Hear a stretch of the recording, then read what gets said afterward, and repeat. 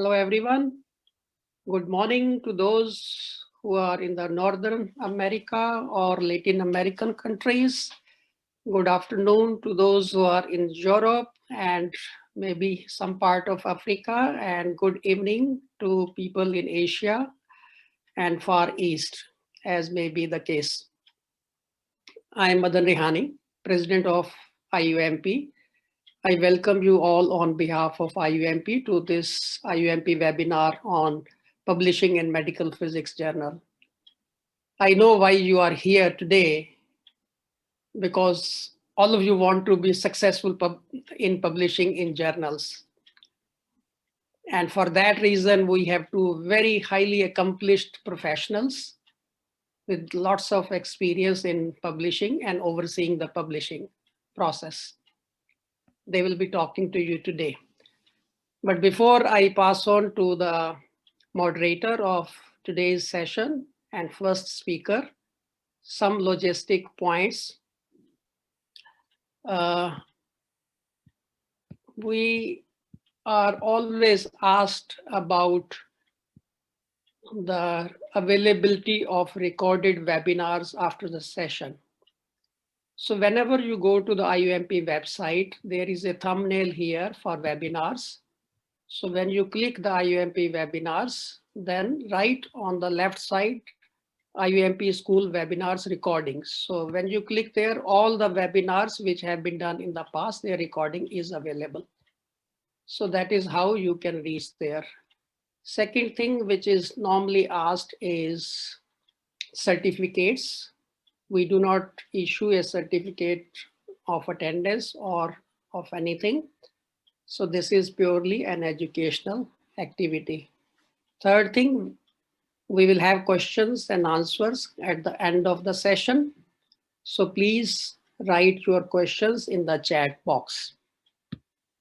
So with that, let me go over to introducing Professor Paolo Russo. He is professor at the University of Napoli, Italy. He served as the reviewer for various journals, national and international journals. And he was, just a minute, he was associate editor of Physica Medica, the European Journal of Medical Physics, between 2008 and 2012. And from 2013, he has been the editor-in-chief of this journal. He's chair of the publication committee of IOMP, and in addition, he was chair of the publication committee and communication committee of IFOMP. He has more than 160 papers in international peer-reviewed journals and scientific book chapters. With that brief introduction, I will ask Professor Paolo Russo first to start his presentation, and then he will be moderating the session. He will introduce the next speaker, and after the second speaker is done, then we will have the question answer. Paolo, over to you, please. Thank you, Madan. I hope you can see my shared screen. Yes. Thank you. Good day to everybody.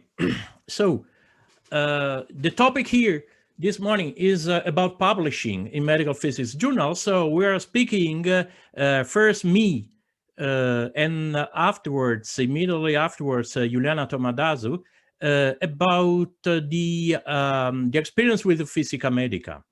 I will have a short, relatively short introduction, and then I will give the word to Iuliana Toma-Dasu. So first, European Journal of Medical Physics is the official organ of IFOMP, European Federation. Is also a scientific publication of IOMP. As regards the submitted articles by country and region, I took up the latest 2 years, 2019 and 2020 up to now, up to October really.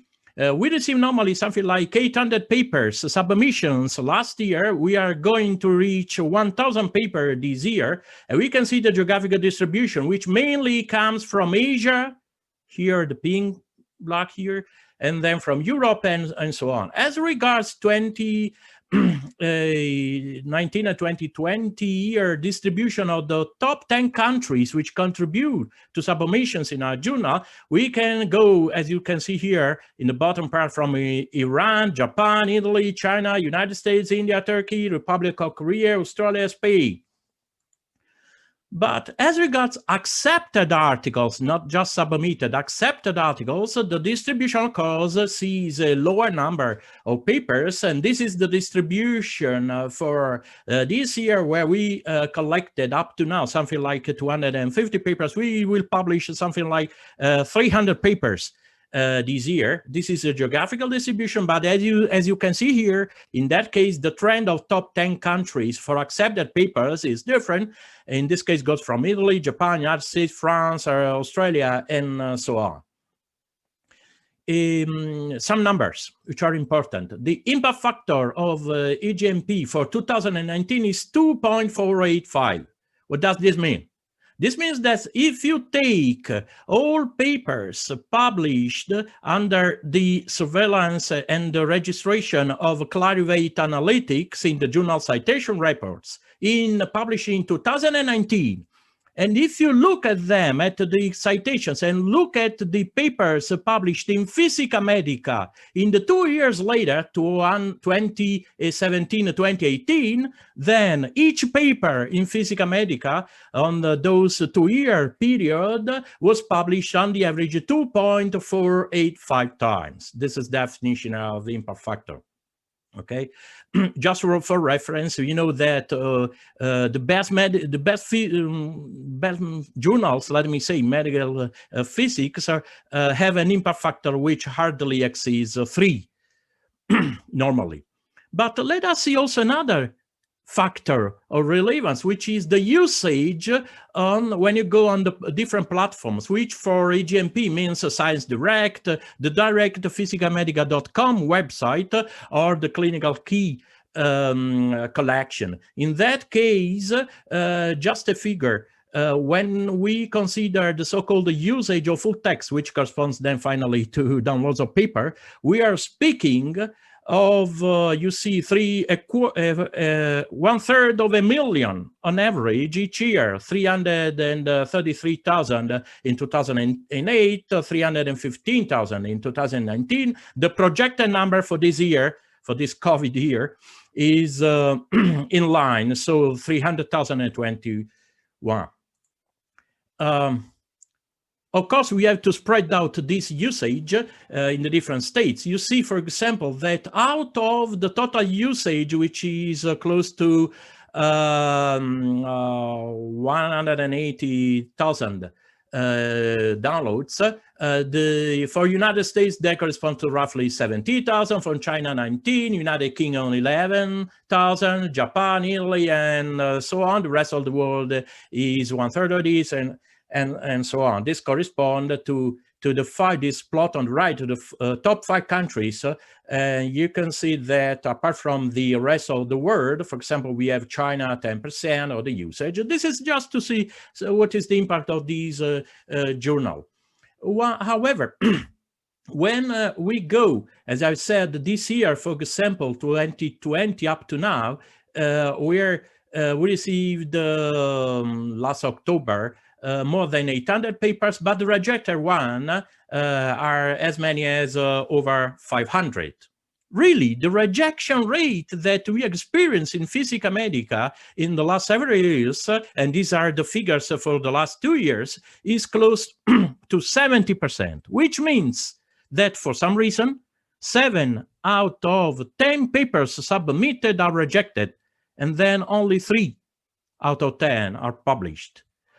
As we can see, there are 2 forms of rejection. What we call the desk rejection, and the rate for us is 17%. 17% do not reach the evaluation stage, the peer review stage, and 53% of our papers are rejected after peer review. So let us come to the main part of my presentation. Reasons for rejection. What is the workflow for peer review? You know that the authors submit to the journal their article, which goes through this chain. First to the editor-in-chief, then to the associate editor, then to the reviewers, provided that either the associate editor or the editor-in-chief does not send back, you see the red line here, with the back workflow, provided that the associate editor or the editor-in-chief do not outright reject the paper. In case the paper go to the reviewers, then after review, they send suggestions to the associate editor. The associate editors add his or her own evaluation of the manuscript, sees the suggestions of the reviewers and sends to the editor-in-chief a recommendation, and then the editor-in-chief takes the decision, which can be, of course, accept, reject, or in between, revise. So, outright rejection. 17 of the papers in Physica Medica are outright rejected. This may come from a number of reasons. First, the topic is out of the journal scopes. There is evidently, in the judgment of the associate editor, typically, there is overall a low scientific quality, or there is an evident lack of relevance in the field. You may be directly rejected because your manuscript is written in bad English, or because it is too lengthy. There is evidence of plagiarism. Please avoid all these negative aspects. And all journals have means to automatically detect any kind of plagiarism or even self-plagiarism. The same for multiple submission, or you may be rejected because the format of the journal, or the format of the papers does not match the format of the journal, for example, in the structure or in the references, or in general because there is an unprofessional kind of manuscript preparation. It may happen that I send it to a journal and then my paper is rejected, then I send back to another journal. I don't even add my changes, or I don't even change the submission letter. Then when the new editor sees the submission letter, it rejects automatically.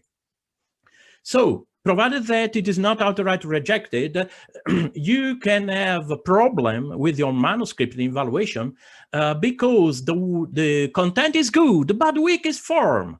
And this normally may be determined by inexperience, by the others who take care of the writing of the paper. And then the editor may wonder then, is it the case that I send on or I send back for, and I reject, or I send on for further consider for revision? You can have a good form, but a weak content. And this normally comes from determining in a bad way or in a weak way the selection of the scientific goal of the paper. Of course, you may have a weak content and a weak form. Where weak means presence of flaws in the study, in the data interpretation, the paper may be not of particular interest at the moment, presently, in this specific field. Maybe it's an old theme, let me say. All the low overall relevance, but in this case it is rejected after peer review. The demonstration provided by the authors in their studies not fully convincing, and I prefer to reject. And material is presented in a clear way. The sample size, for example, may be too small, and so on. So, weak content. I point to one of the major reasons for rejection, which, in my opinion, sums up to 30% of all rejections. Lack of originality, lack of novelty, which may mean lack of the practical relevance of the theme, weaknesses in the methodological aspects, or the fact that the manuscript just presents a confirmation of well-known results. And as I'm summarizing here, in very, very many cases that I see, drawbacks in the manuscript competent are related to the origin of writing the paper, to the selection of the purpose of the study. You have some time, you are devoted to research, please take care in selecting carefully which is the topic of your investigation, because this will eventually produce a successful paper and not a convincing paper, which may be rejected.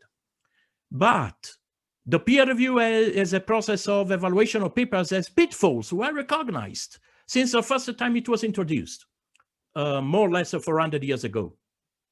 So you have here the arrows which go from a weak paper to a level which increases up to a strong paper. And there is a level of decision taken by the editor-in-chief, typically, which is the final decision level. Below, you may be asked to reject, you are being rejected, or you may be asked to revise your manuscript, but finally the final decision is either accept or not. This level is set by all journals. It's not a definite level. You may have even a green line, which means a good paper, but if the journal sets a decision line above certain level, they say that it is not fully adequate for their standards. There's nothing to do. You are rejected even though you consider you produced a good paper. So what is the hint? Self-evaluate your own manuscript. So please try to review your own paper as a reviewer, adopting the criteria normally adopted by the journal. And please submit your paper only when you think that there is nothing anymore to improve in your manuscript. Otherwise, it is better to wait and to improve further. Of course, the point arises when the editor has to decide between reject or revise. Okay. Normally in Physica Medica, we just give one major, one minor. In some cases, we give two majors. Rarely we allow the other to revise for 3 times. Why? Because it is not the journal scope, the group, it is not the task of the reviewers or the editors to contribute, to improve your manuscript so as to arrive at an above threshold manuscript after many iterations. Okay, so you may be rejected even after 2 revisions in which you took care of the comments of the reviewer. If the paper needs too much others' revision work, in general, I suggest to reject the paper. But to avoid problems with rejection, please read the journal's guide for others. I don't know how many of us do this when we submit to a new journal, the one for which we have no experience. See also the guide for reviewers. Please give due relevance to the quality of the English. Submit your manuscript only when you think that there is nothing you can do anymore to improve it. And do not forget to write a convincing submission letter, because the submission letter is the first thing that any editor-in-chief reads, all submission letters. And please continue acting as a reviewer, because this helps you in writing your best journal. And finally, it is not a matter of saying, oh, my paper is good, my manuscript is good, but you rejected, you are a bad journal, and so on. So we must be convinced that this is really a good paper, but it is not up to us. It is also up to convince other people, the peers. So if reviewers and editors are not convinced at all that there is something that is not good yet, they will invariably suggest rejection. In some cases, major revision, but then maybe the editor-in-chief says rejection, independently of any positive aspects, any positive comments you have been aware of and you have been informed of by the review process. In conclusion, please consider that publication in a well-reputed scientific journal is just a competition for the acquisition of the interest, which is the audience, which is the journal space. We cannot publish as many papers as we would like. Okay. The goal is the consensus in the journal's audience, and any lack of convincing strength of a manuscript for one or more reason invariably leads to paper rejection. But, and I'm finished this, rejection is not a failure at all. I was very sad to be rejected last week by another journal to which I sent another paper. I was rejected. I have something to say, but for me, it's not a failure. For me and all the group.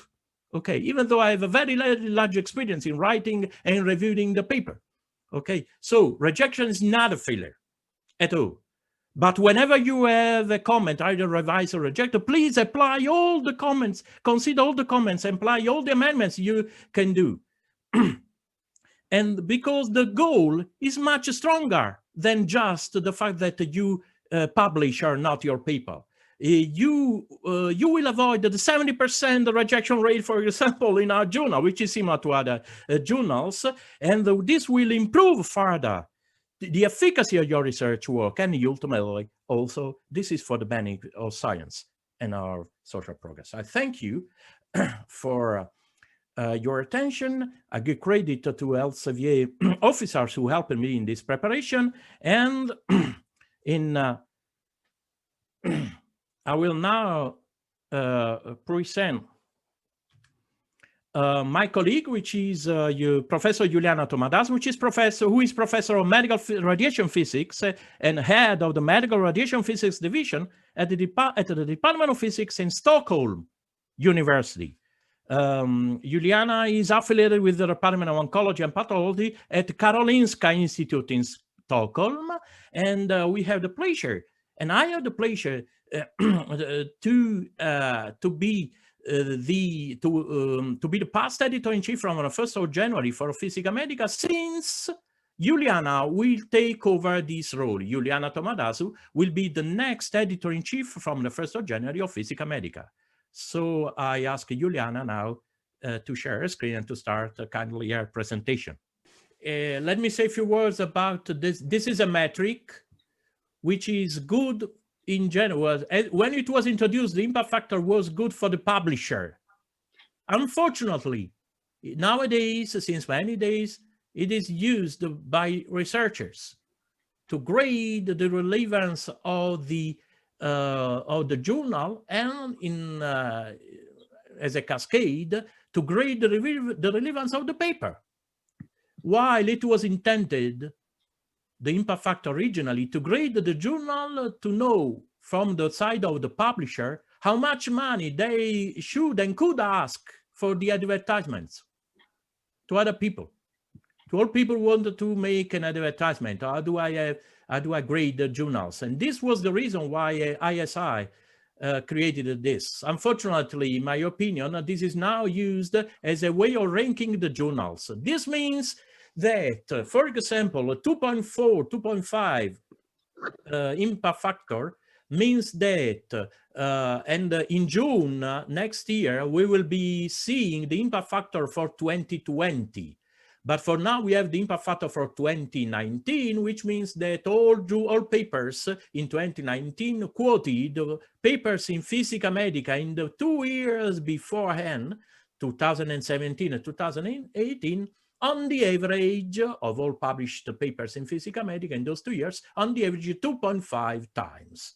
So, which means 1.25 citations per year per article. And of course, this depends on the number of citations. Number of citations depends on the audience. If we take a paper, for example, in the Green Journal, this is devoted to radiotherapists in addition to medical physicists. So radiotherapists plus the medical physicists community, many more radiotherapists than medical physicists all around the world. And the impact factor of that journal is higher, which is close to 4.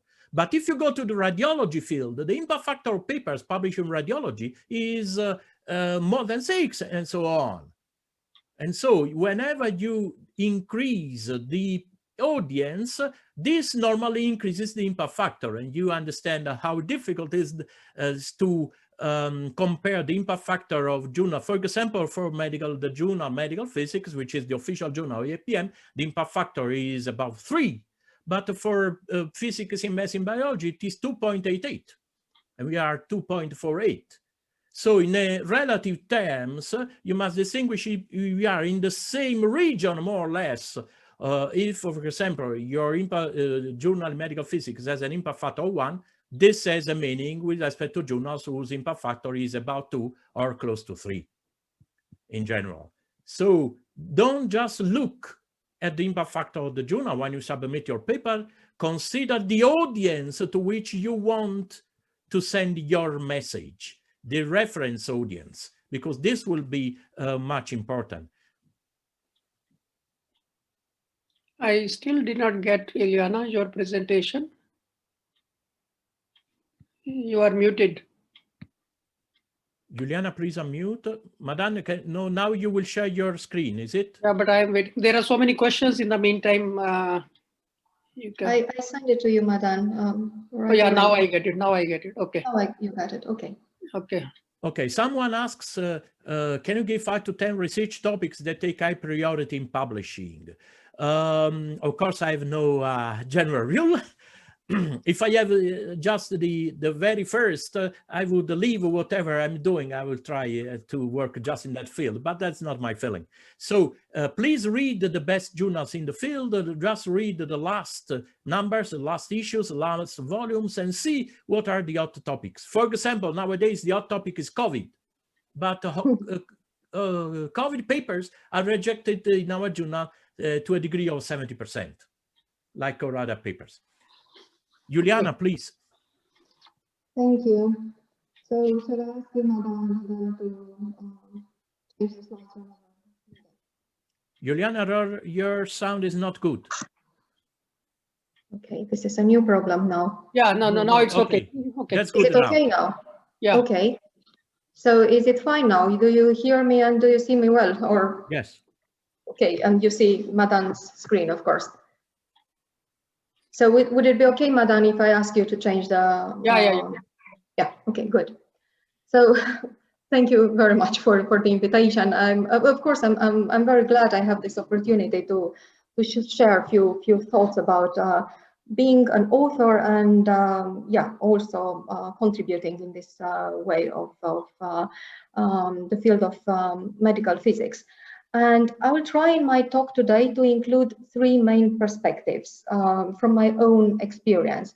The perspective of an author, as an author myself of several articles in different journals, articles of different types, starting from original scientific articles to review papers, to editorials, letters to the editor, some books and book chapters. And I will add to that, of course, the perspective of the reviewer and the perspective of the author. As a reviewer, I had the opportunity to evaluate more than 150 manuscripts for many journals, and I had to list. I tried to list here those that I could track, including the well-known journals in the field of medical physics, but also some other journals of clinical or more diverse character. And as editor, or rather associate editor until now, or member of the editorial board, I have experience with Physica Medica, of course, with a Red Journal and with PMBN medical physics mainly. So if I can have the next slide, Madan, please. So before actually starting to discuss what means being a successful author, I would like to make a statement. To publish should not be regarded as anything but a duty. It's not a choice for a medical physicist, whether the medical physicist is involved in the clinical work or, of course, in research and development. It's almost by default. It is part of the core of our profession, whether we mostly work in the clinic or in academia, and it's not just the means of building up a career in science or improving the CV. Generally, progress and development, it's hardly possible in our times without disseminating the knowledge, which means, of course, sharing the experience, sharing the observations, sharing scientific results. And I remember reading somewhere that the American publisher Gerald Peel, a key person behind the popular science journal Scientific American, once said that there is no science without publishing. So without publishing, science is dead. And the role of medical physicists in publishing, it's also explicitly stated by IOMP in its published list of 27 points, summarizing the roles and the responsibilities of medical physicists. And number 25 on that list under research and development, it's preparing, publishing, and presenting scientific papers and reports. And the last one on the list, part of the teaching duties, it's mentoring trainees and then junior staff in medical physics, which to some extent it's probably what I'm trying to do right now, referring to the young scientists out there listening to our presentations. I would also like to mention that being involved in reviewing and in editorial work is also part of our duties. It's a way of contributing to progress in our profession, and it should not be regarded as an extra burden on our shoulders, carrying already sometimes a too heavy load. Can I have the next slide, please, Madan? So let us try defining what does being, no, this is not the next one, I think. No, back. Here. Here, I was thinking about defining what means being a successful author. So in a generic manner, I would say that I would define a successful author as the one who stays true to the science and profession and shares his or her knowledge, experience, and research results with the scientific and with the professional community in the most adequate manner, therefore giving priority to the quality of the published material over the sheer quantity. This definition is, however, challenged by the reality we all have to face in science and in academia nowadays, which is often summarized in a very catchy expression, publish or perish. This might be interpreted as quantity over quality, but it's in fact not the case. So publish or perish refers, or should refer actually, to a system that it's aiming at allowing the quantitative and the qualitative assessment of our scientific production of an individual, to take an example, in order to reduce to some degree the degree of subjectivity if comparisons or rankings are attempted. So publish and perish, it's therefore parts together with the amount of funding and acquired research grants. It's part of the quantity indicators used for the evaluation of the performance of a researcher or research team. And there are several quality indexes assessed in addition to the number of published papers and the type of papers, and there are software platforms already available to help one quickly generate these quick quality indexes. So the most usual metrics to assess the quality of research production are the total number of papers, total number of citations, average citations per paper, number of citations per author, number of papers per author and citations per year, the age-weighted citation rate, the number of authors per paper, and indexes, the H index and the G index, and several related parameters. And the idea is that good citation metrics are likely to reflect that the research behind has made a significant impact on the field by the number of published papers and by the number of citations raised by the paper. So, however, the reverse is not necessarily true. Weak citation metrics might, of course, reflect low activity and low impact on the field, but they might also result from working in a narrow field and therefore generating in general a low number of citations. And medical radiation physics feels like this sometimes. It falls sometimes into this category of a small field in comparison to physics in general, or in comparison to the clinical fields also in general. So care should be taken when using these metrics for quality evaluation, for evaluating in general the success as an author. Nevertheless, publishing should be the goal, and the question on how to be successful as an author, it's of course still relevant. So here I am now describing basically the three pillars on which the success as an author it's standing. So these pillars are the choice of the journal to submit your work, the choice regarding the type of the article to prepare and then submit, of course, and the high quality of the research behind the work and the actual presentation of the work, hence the quality of the submitted manuscript. So here I have a study, let's say, and I just produced some interesting results that are worth publishing.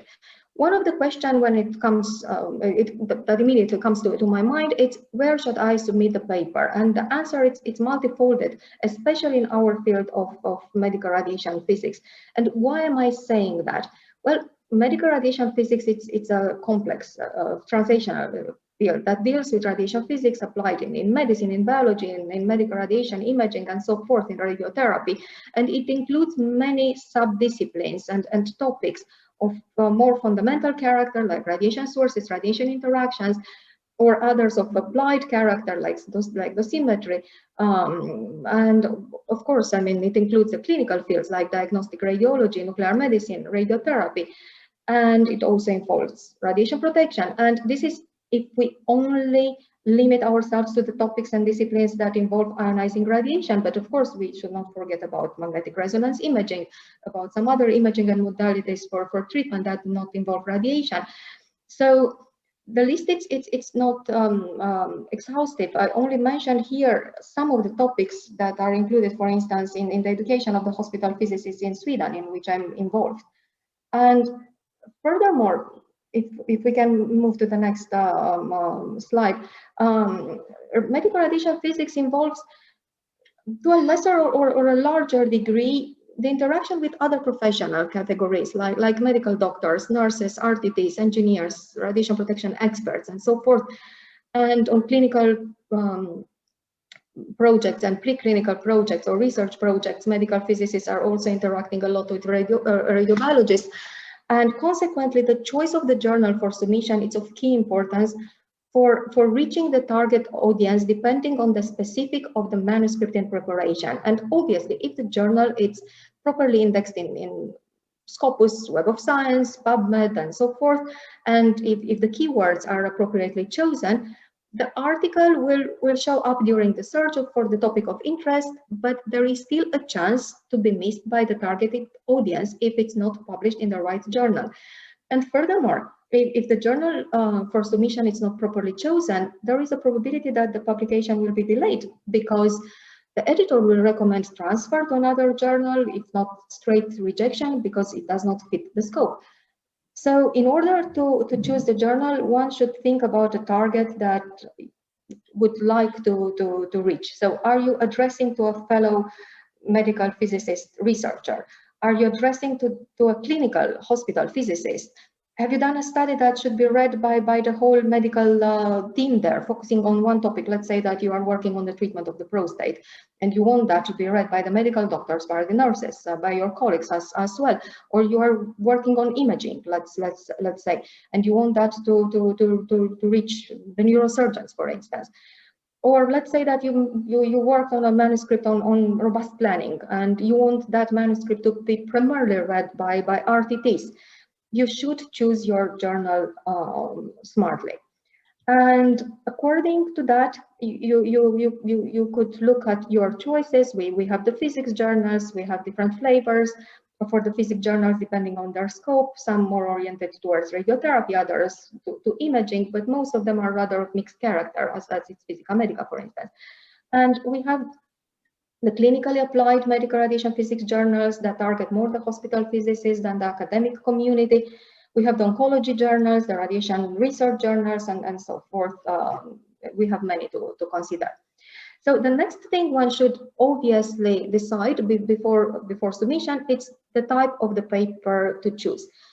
When we talk about publishing, we mostly refer to scientific original contributions, but in general, we have several choices, and some might be more suitable than others for a particular case. So let us look now at the choices available for Physica Medica, for example, but they are rather common for other journals as well. Shall we move to the next one, please, Madan? So one could choose an original article reporting, therefore, new findings with a fair degree of originality, if not highly innovative, which is in fact the most frequent choice. The original article is usually restricted to a number of words by many journals nowadays, and I think Paolo already got a question about that. For Physica Medica, it's 10,000 words, for example, but that would exclude the abstract, the figure captions, and the references. But longer articles, if well justified, could be negotiated with the editor. Another choice, if we can move, I was trying to point to the right things there, and if I would manipulate a PowerPoint, it would be much easier, of course. But another choice is to submit a review article. And there is a preconception that a review article should only be submitted as at the invitation of the editor. And this is indeed the case most of the time, but not exclusively. And could a junior scientist write a review article? Well, a review is far from being a simple summary of original papers focused on one topic. And therefore, it requires a certain degree of experience in the field. But a young scientist under close supervision could definitely contribute to a review. And that could be a fantastic opportunity to learn about the topic in question. A review is usually longer than an original paper, of course. 15,000 words for Physica Medica, and it includes many references. They are excluded though from the limit of words, and the references should be selected from the scientific literature based on very well defined, carefully specified criteria in the text. So we have another choice, quite different. We have a technical note. A technical note it should be short and to the point, and could or rather should be chosen when the message is succinct and focus on a technical aspect. For Physica Medica, technical note should not exceed 4,000 words, so it's less than half of an original article. And again, this will exclude the abstract figure, captions, and references. We can move to the next one now. Pointing to the letter to the editor. So let's say, no, back. All right, here. Let's say that, do you have something constructive to say about a recently published paper? Was there a small mistake that you spotted, but not of grammatical or typographical type? Was there an inconsistency that could be misleading to the reader? A formula that might not hold in the context? A debatable interpretation, like let's say, of the results. Well, in that case, you should write a letter to the editor. Be succinct, again, keep it short and simple, and expect, if published, to get a reply from the authors that you targeted. The word limit for the letter to the editor in Physica Medica is only 2,000 words.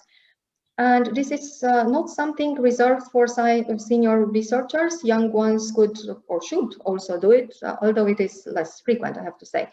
But my publication ever, exactly 20 years ago when I started my PhD, was in fact a letter to the editor, following a misuse of a formula leading to the wrong calculation and the results.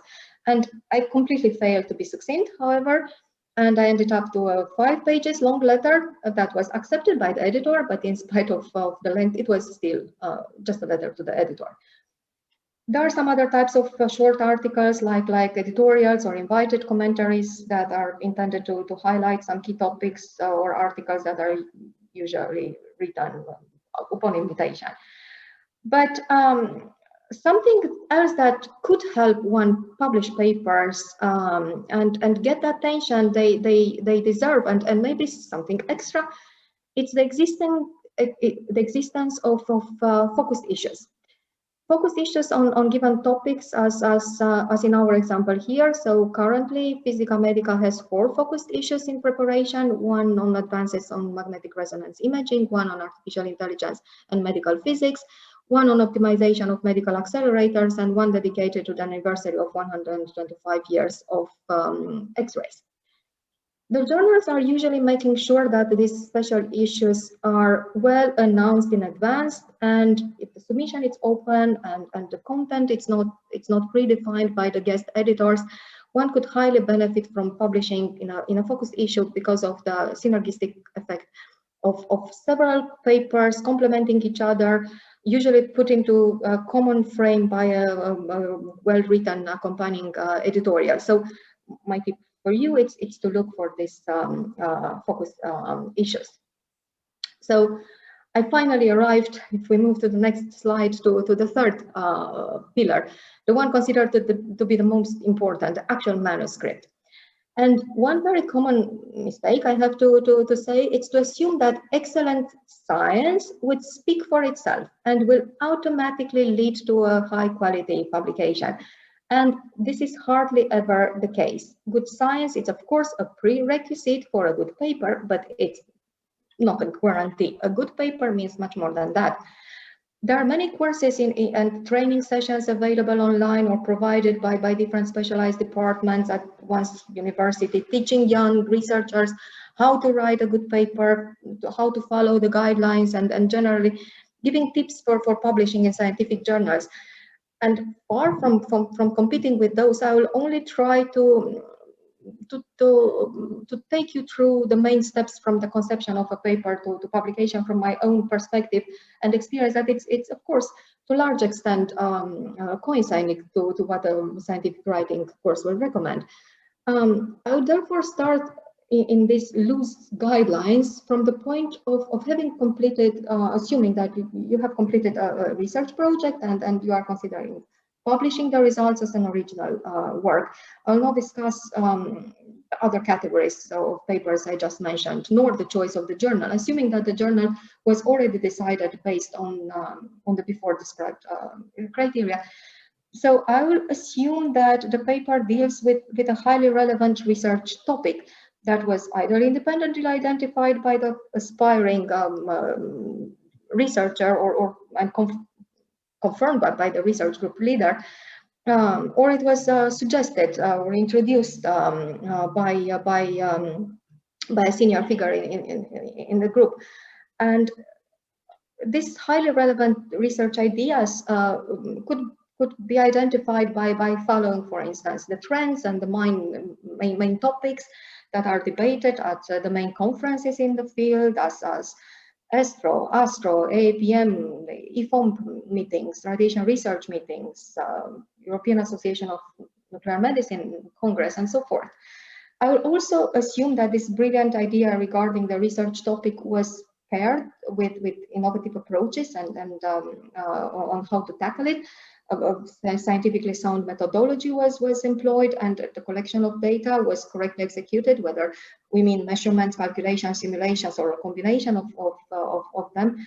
And data was appropriately analyzed, and the conclusions were well justified and correctly formulated.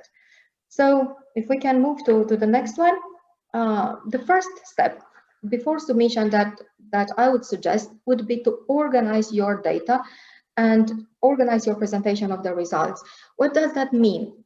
It means that before starting to write, you should prepare all the tables, the graphs, the figures, and the illustrations, the flowchart, and lay them in a logical succession as you expect them to appear in the manuscript, starting from with those in the material and in the material and methods, and then adding those in the results. Remember that the picture is worth 1,000 words, and considering using an illustration of the workflow of the study if it's suitable. Use this opportunity to put your thoughts in order regarding the content of the manuscript and check for redundancy in the presented material. Avoid duplications. If some information is included in a figure, do not repeat the numbers in a tabulated form and vice versa. This is one of the most important steps in the conception of a manuscript, so take your time to work on it. It could help you not only organizing the material, but also realizing if you have enough material to publish, or if it's the case to divide the material in two articles, if it's too excessive for one single manuscript. And the clarity of the pictures, of course, it's of key importance there. Make sure that you have chosen the best format for conveying the message. And furthermore, be selective. Excessive material, it's not a good sign of quality of the manuscript, but rather an indicator of failure to select the essential. And also remember that the captions of figures and tables should be self-explanatory. So the second step in the preparation work, it's to organize your references. Obviously, it is assumed that your work was preceded by a solid review of the literature, and the relevant publications of the current piece of work were retained in a database to be included in the manuscript. And the actual format at this stage of the reference database, it's less important. What is essential, it's to be prepared to support your statements by references that can be traced to the original ones, and they are properly chosen. And my personal suggestion is to organize them in advance in a list according to the first place they will be mentioned in the text, as references will be quoted in the introduction, in the references to back up your methodology and references to be called up in the discussion section of the manuscript. In the final draft, sorry? We should go to the conclusion, sorry. Okay, I was hoping to get a little bit more time because, you know, we lost a bit of time, but I can move on very, very quickly. If we move to the next part, this is the time to start the next slide. It's this time to start the writing. And in order to minimize the formatting effort, I would advise you to read at this point very carefully the guidelines for submission and to make sure that you are not missing anything essential when you write. Then the next step, it's perhaps the most problematic for all people, and the advice I give to all my students, and I'll try to follow myself, it's to try to write the first draft of the manuscript starting from introduction to conclusions in one single shot. What does it mean? It means that you should find the time and the place to write unperturbed as long as reasonably possible, and do not work on anything in parallel, because in the end of few days you will have the complete draft of your manuscript. And of course, there will take many iterations before actually getting the draft that it's going to be submitted. But no matter how many changes you make, the initial train of logical thoughts and the red thread that guided basically your pen during the writing process will be retained, and the manuscript will have a logical flow that will help also the reading. So then I will not go into details because I really have to rush about what the introduction should contain: material, methods, results, and discussions, because this is something that normally you find in these courses for scientific writing. But then we come, if we move to the next slide, to the last point, the abstract, the previous one. The abstract could be regarded as the business card of the paper, and it should contain the essential information, highly representative and self-introductory. And consequently, it's difficult to write, especially since it should contain a limited number of words, and I therefore always leave it to the end when I have the feeling that I have the best control of the paper as a whole. So what is missing is the title. The title should also be concise and yet descriptive, and ideally it should also be catchy. Are we ready to submit? Well, not yet. You should not rush. You should ask a friend, a scientist who's not involved in the work to help you to read and give you feedback. And if we move to the next one, finally submit. And after the submission, consider carefully the suggestions of the reviewers. Even if you don't agree with all of them, address those that you find constructive and then justify thoroughly the ones that you do not choose to address. Do not delay unnecessarily, and do not get discouraged by negative comments. They're always, almost always, meant to improve your manuscript and definitely not to put you down. So to move to conclusions, let's say, there is no shortcut towards becoming a successful author, I would say. But there are some rules that could turn a tortuous, bumpy road into a smooth path. And do not forget, our role is not only to write papers, but it's also to help others to do it. So when the time it comes, do not hesitate to return the favor and act as a reviewer. In the meantime, however, you could still help your colleagues and friends by reading each other's papers. And in this context, I always remember what Julie Dennekamp, one of the former heads of the Gray Laboratory and my late PhD supervisor, used to tell us, the young students around her. So I make my duty to pass her message. Asking penetrating questions, it's the most general thing a colleague or a friend can do for a fellow scientist. And with that, I would like to thank you for your attention, and to apologize for rushing through the slides, to apologize for the fact that I was not able to share my screen at the time I should share my screen, while it was perfectly before the start of the webinar with Paolo and Madan. And well, I'm looking forward to your submissions to Physica Medica. Thank you. And again, sorry. And we are sorry for this problem. I think that we have time for just one question for you, which can be summarized by this question that we received. How can we help young professionals from developing countries to write competitive papers to be published in high-level journals like Physica Medica, PMB, Medical Physics, and so on? In your opinion, Iuliana? I would say that we should establish a mentoring system.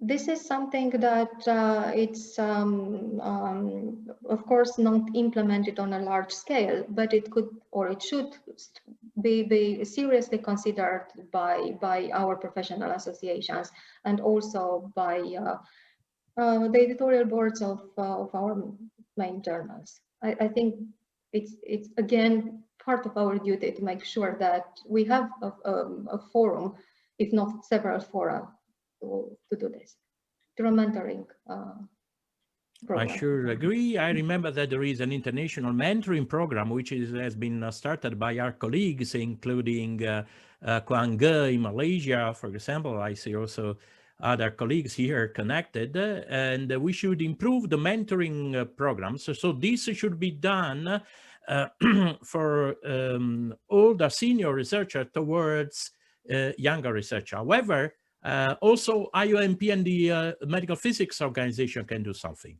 One of the things we are just doing now with the IOMP school, we are reaching all over the world, in particular people from developing countries, so in general, which are young in their career, and we are going to increase these webinars. For example, we are discussing, you've seen also one question here, we are discussing a future webinar on how to make good illustrations for a scientific paper. And we will have this in the next few months. So I thought that it was not so interesting, but I have now a feedback that it may be interesting to produce good figures, good graphs, for example, for submitting your papers. We should have mentoring sessions also for the journals. For example, in Physica Medica, we started a subgroup of the editorial board members, which is the young members, the young editorial board members.